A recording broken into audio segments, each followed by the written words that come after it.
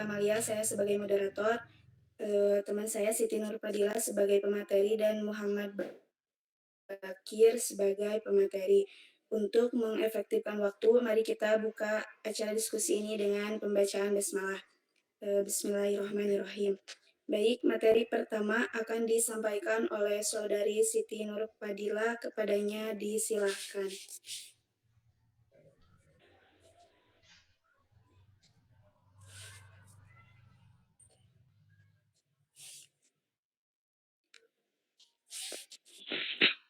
Assalamualaikum warahmatullahi wabarakatuh.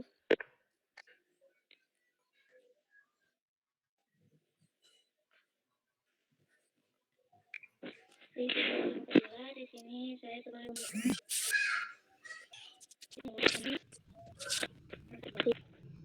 yaitu yang pertama evaluasi, yang kedua tujuan evaluasi, yang ketiga jenis-jenis evaluasi, yang keempat perangkat evaluasi, yang kelima yang keempat. Sebelum menjelaskan apa sih itu, evaluasi ini seringkali disebut sebagai tes, penilaian, pengukuran. Dan pertanyaan itu apakah hal itu semua hal yang sama? Dulu sebelum ke pengertian evaluasi. Di sini ada tes itu pemberian pertanyaan dari jadi di sini standar pertanyaan yang diberikan kepada peserta didik untuk jawab. Setelah jawabannya tes ada pengukuran. Lalu disebut juga measurement yang deskripsikan baru dari kualitatif tentang sebagaimana adanya atau tetap berlaku yang nampak dalam sistem. Jadi setelah itu pengukuran scoring di pengukuran ini seperti dan setelah ada pengukuran maka dan nilai membuat terhadap nilai pengukuran baru sesuatu untuk evaluasi. Nah, sini saya lanjutkan pengertian dari evaluasi secara harga asal dari bahasa Inggris yang evaluation yang artinya penilaian penafsiran, dan dikembali juga istilah evaluasi adalah itu latihan yang berarti ujian, kan ya berarti cara bagian dari proses kegiatan. Dan artinya kalau dalam mempertimbangkan dalam hubungan dengan tujuan evaluasi mengandung beberapa pengertian yang dikemukakan oleh Fari yang evaluasi sebagai proses penafsiran terhadap kemajuan dan perkembangan terdidik untuk tujuan pendidikan. Itu menurut Umar Khalili. Yang kedua itu menurut Abu Dinka, evaluasi merangka akan formasi penyesuaian besar. Menurut Hari Kondo, evaluasi adalah kegiatan memasi untuk selanjutnya kita sedang tujuan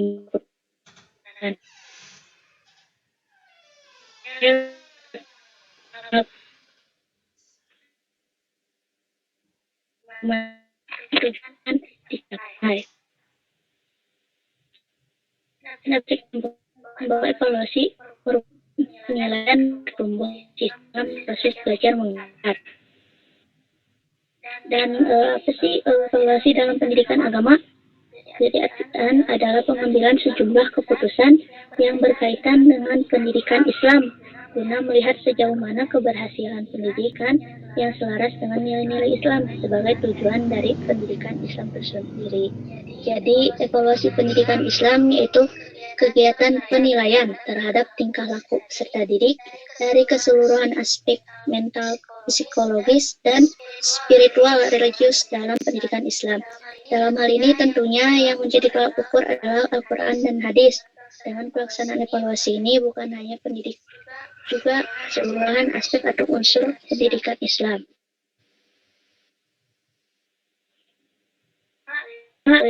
Tujuan pada evaluasi.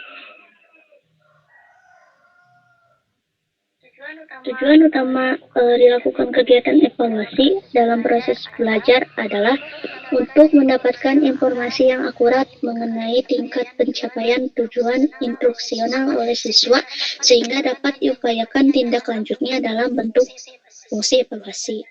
Dan tujuan utama dalam proses belajar mengajar adalah mendapatkan informasi yang akurat mengenai tingkat tujuan instruksional oleh siswa sehingga dapat diperlukan tindak lanjutnya. Tujuan evaluasi yang lainnya yaitu yang pertama untuk mengetahui tingkat kemajuan yang telah dicapai oleh siswa dalam suatu kurun waktu proses belajar tertentu. Yang kedua, untuk mengetahui kedudukan atau posisi seorang siswa dalam kelompok kelasnya. Yang ketiga, untuk mengetahui tingkat usaha yang dilakukan siswa dalam belajar.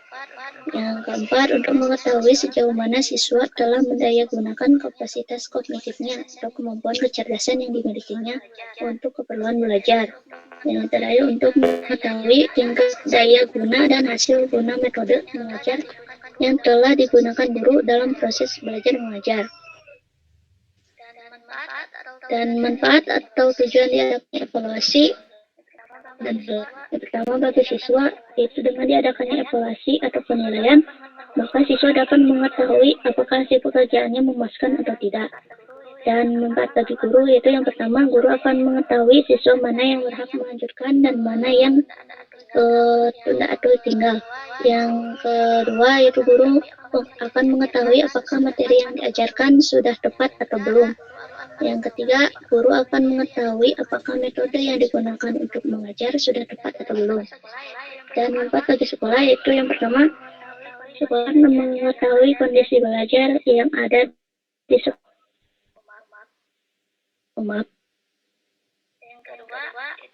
Yang kedua, itu manfaatnya bagi sekolah itu informasi dari guru tentang tepat tidaknya kurikulum setidaknya. Yang ketiga, itu yang diperoleh dari tahun ke tahun sehingga dapat digunakan. Saya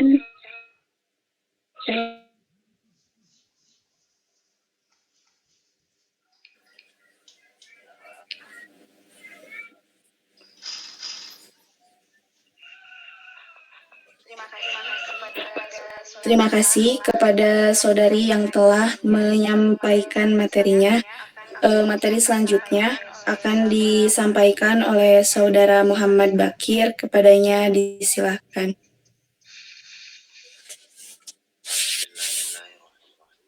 Bismillahirrahmanirrahim. Jenis-jenis evaluasi. Instrumen bentuk tes. Instrumen bentuk tes terdapat 4 macam bentuk, yaitu tes formatif, tes sumatif, tes diagnostik, dan tes penempatan.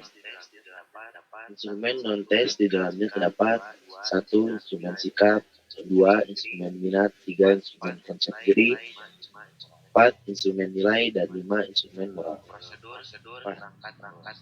Prosedur perangkat evaluasi. Langkah-langkah yang harus ditempuh sebagai berikut. Langkah-langkah persiapan yang terdiri dari 2 jenis, yaitu langkah 1, langkah persiapan umum yang harus dilakukan pada tahap penyelenggaraan penilaian. Misalnya, guru harus menetapkan lebih dahulu alat yang digunakan dan di kriteria yang dijadikan pedoman penilaian. 2. Langkah persiapan khusus, yaitu langkah yang harus dilaksanakan pada saat akan melakukan suatu langkah penilaian tertentu. Misalnya, membuat alat penilaian dan menetapkan cara langkah verifikasi program rencana yang telah dibuat. Pada langkah ini, guru memverifikasi rencana yang disusun menjadi 2 kategori, yaitu rencana yang baik atau memadai dan rencana yang kurang. Untuk menilai ini diperlukan berbagai pertimbangan berdasarkan akal sehat dan cara berpikir logis. Demi itu, objektivitas penilaian juga perlu ditekankan dalam menilai. B. Langkah pelaksanaan, yaitu langkah penerapan rencana atau program yang dibuat pada langkah persiapan. Pada langkah pelaksanaan ini yang diperhatikan ialah hal-hal yang berkaitan dengan jenis informasi atau data yang dikumpulkan, pengumpulan dan alat yang digunakan untuk memperoleh informasi. C. Langkah penafsiran, yaitu langkah memberi makna atau arti terhadap informasi yang diperoleh agar tidak terjadi dan berhati-hati dalam membuat rincian kriteria. Nada dengan rincian tersebut, Edwin Wood dan Galloway mengatakan bahwa langkah-langkah dalam prosedur penilaian setiap belajar harus mempertimbangkan: 1. Apakah telah dimengerti dengan apakah harus mengerti benar tentang tujuan yang ingin dicapai. Dalam hal apa keadaan itu telah pahami sebagai keterangan. 3. Bagaimana memperoleh bukti atau keterangan yang meyakinkan. Hasil keterangan atau bukti tersebut meyakinkan. Sebenarnya dengan mempertimbangkan dua jenis pertimbangan tersebut